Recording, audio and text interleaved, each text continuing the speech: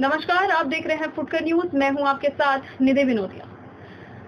बात करते हैं आज वुमेन रिजर्वेशन के बारे में और साथ ही साथ बात करेंगे हम आज नेहा शर्मा जी से, जो कि 2010 बैच की आईएएस हैं, साथ ही साथ नोएडा अथॉरिटी की एडिशनल सीईओ है।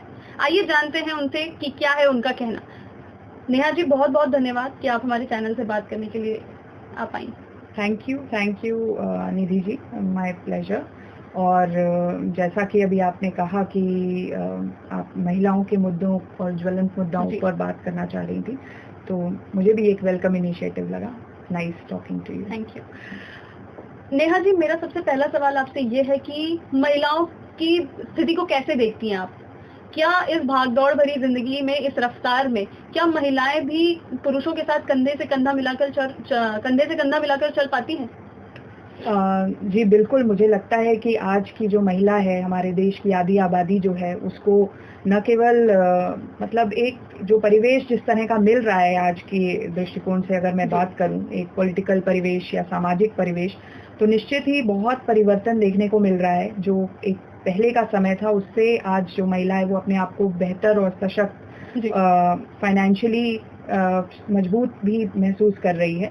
तो बहुत एम्पावरमेंट का सेंस तो है, लेकिन बहुत कुछ अभी करना बाकी भी है और मुझे लगता है इस चर्चा के दौरान हम उन मुद्दों पर भी बात करेंगे। बिल्कुल जी। तो नेहा जी, एक सवाल और मेरा है आपसे कि इस वक्त जो 5% वुमेन को रिजर्वेशन मिल रहा है अब तक, तो उसमें महिलाएं क्या सच में रिजर्वेशन का उनको फायदा मिल पा रहा है, या फिर समाज के दबाव में वो आज भी बैठी हुई हैं और बाहर निकल नहीं पा रही, अपना फ्यूचर नहीं बना पा रही हैं?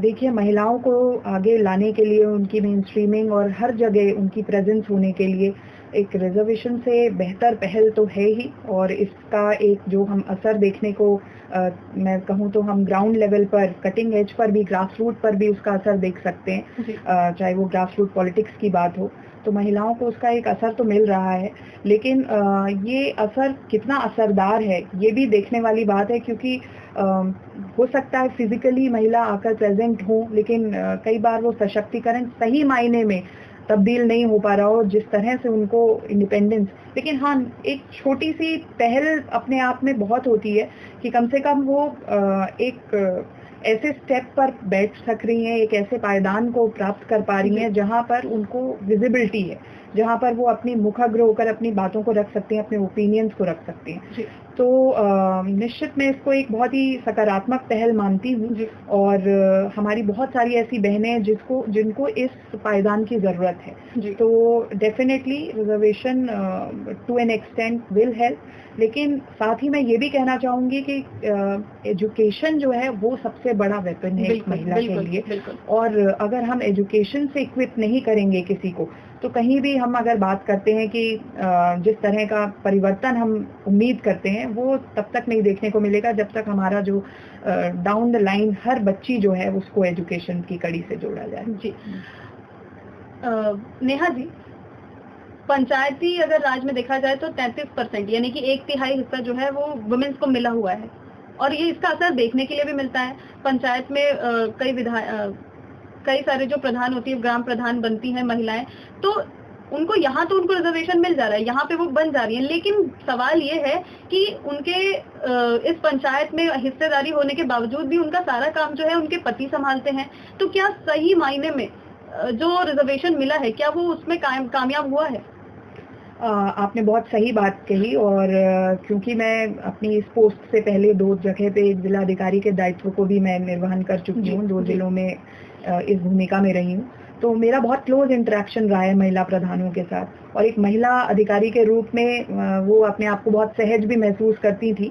और हम लोग जिस तरह, मैंने कुछ जगहों पर अपने जहाँ मैं रही हूँ वहाँ प्रधान संवाद जैसी एक कड़ी शुरू की थी, जहाँ मैं प्रधानों को इनवाइट करके और सीधा संवाद जो जिलाधिकारी के साथ होना चाहिए वो हम लोग करते थे, जिससे हम उनकी समस्याओं को समझ सकें और हमारी जो सरकार की जो भी योजनाएं उनके बारे में उनको अवगत करा सकें। तो ऐसे केसेस में पहले मैं देखती थी कि इस तरह की बैठकों में महिलाओं का जो प्रतिशत है, जो जो एक इलेक्टेड प्रधान भी हैं, लेकिन वो नहीं आकर उनके प्रतिनिधि आते थे, तो उस व्यवस्था को हम लोगों ने पूर्णतः विराम लगाया। हमारा कहना था कि जो इलेक्टेड प्रतिनिधि है, जो जनप्रतिनिधि है, उसको उसकी सम्मानजनक स्थिति में उसे अपने लोगों के मुद्दे उठाने के लिए, गवर्नमेंट की इकाइयों से संवाद करने के लिए, ये संवाद का असली मायने तभी परिलक्षित होगा, तभी ट्रांसलेट होगा जब हम उनको मौका देंगे। तो इस पर हम लोगों ने विराम लगाया और फिर देखने को मिला कि जब उस तरह की व्यवस्थाओं को हम बंद कर रहे हैं तो महिलाओं को आना पड़ता था, वो आई, वो सहज हुई, वो फिर उन्होंने ट्रांसफॉर्मेशनल कार्य किए। तो निश्चित कहीं ना कहीं पे ये हैंड होल्डिंग करनी बहुत आवश्यक है, क्योंकि ये एक परिवेश है, पेट्रियार्कल परिवेश है, तो वहाँ पर उनके समर्थन, उनके साथ के लिए आए, ठीक है, अच्छी बात है, उनकी हैंड होल्डिंग लेकिन हमें करनी होगी कि आपको इंडिपेंडेंटली किस तरह से आगे बढ़ना है और आपको अपने साथ पूरे गांव कुनबे का विकास तो किस तरह से आगे लेके जाना है। तो ये एक व्यवस्था जो है, हर किसी को, आपको, हमें मिलकर इस व्यवस्था को और सुदृढ़ करना होगा। नेहा जी, एक आखिरी सवाल आपसे पूछना चाहती हूँ। एक फीमेल होने के नाते अलग अलग जगह पे आपका ट्रांसफर हुआ, जैसे कि आपने बताया कि जिलाधिकारी थी आप, अब नोएडा में हैं आप, एडिशनल सीईओ हैं, किन किन चुनौतियों का सामना करना पड़ा बीइंग अ फीमेल, किन किन चुनौतियों का सामना करना पड़ा, फैमिली का सपोर्ट, ये सारी चीजों के बारे में बताइए।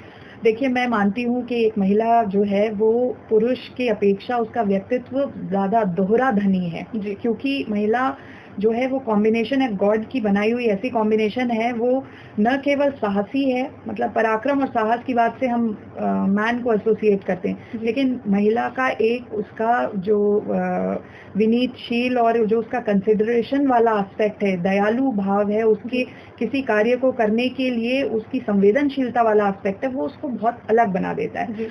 तो ये एक बहुत बेस्ट कॉम्बिनेशन है। किसी भी जगह पर अगर ये पराक्रम के साथ साथ सहानुभूति का जो बेस्ट एलिमेंट का कॉम्बिनेशन बन जाए, तो कोई भी ऑर्गेनाइजेशन हो, वहाँ की समस्याओं को चुटकियों में हम लोग सुलझा सकते हैं।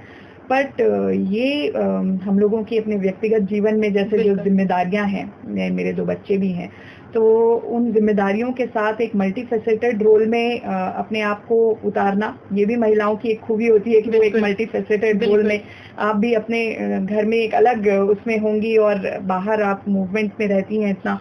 तो मतलब इन चीजों को बैलेंस करके किस तरह से एक बहुत सहजता के साथ जो महिला है वो कार्य करती है, तो ये मैं एक व्यक्तित्व की विशेषता मैं बताना चाहूंगी कि महिला के लिए ये एक एडिशनल एडवांटेज होता है। लेकिन साथ ही में चुनौतियां भी बहुत होती हैं। चुनौतियां इस तरह की होती हैं कि इस बैलेंस मेंटेनेंस में आप मतलब आपको दोहरी एनर्जी के साथ काम करना पड़ता है।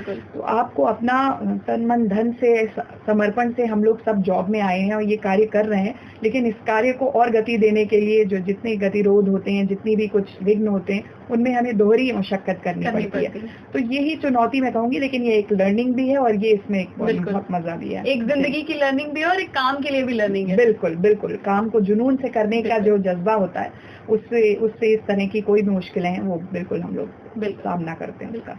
बहुत बहुत धन्यवाद Neha ji. Thank you so much.